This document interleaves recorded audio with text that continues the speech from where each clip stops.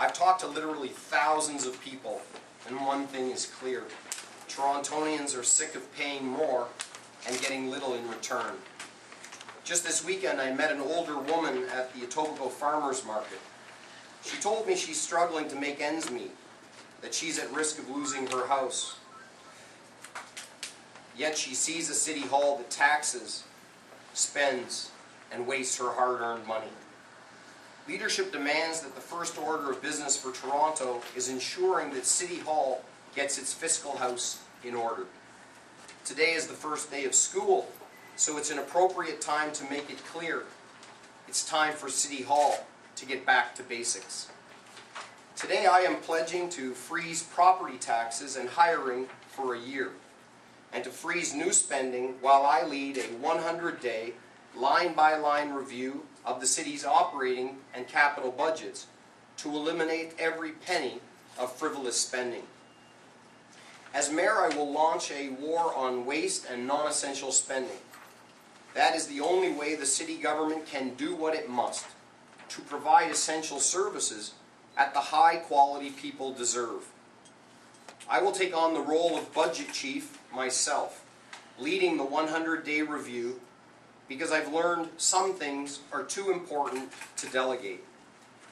Ensuring quality basic service for Torontonians, getting the biggest possible bang for every buck, has to be job one. Because the biggest cost of free spending government is the cost to quality services that the people of Toronto depend on. The people of Toronto need a city government that's there for them. Unfocused spending at City Hall puts that at risk. That's why I will make sure that every department and every agency gets the same message: put the customer first. Everyone in the city government will get it. The era of waste and abuse is over. The era of quality service has begun. It's time to put the big spenders at City Hall on a diet. We have to end the culture of entitlement in city government. The TTC can find the money to build a plush new headquarters equipped with a museum, but not to keep the subway stations clean. City Council approves spending taxpayers' money on parting trips for retiring councillors, while we tolerate potholes and broken down park benches. I'll make the new way of doing things clear in the simplest language possible. The spending binge is over. It's back to basics. Politicians must sacrifice. That's the first test of leadership. We'll freeze politicians' wages and we'll cut their budgets by $2 million. We'll dump politicians' language lessons and other perks. The City Hall Frequent Flyers Club is going out of business.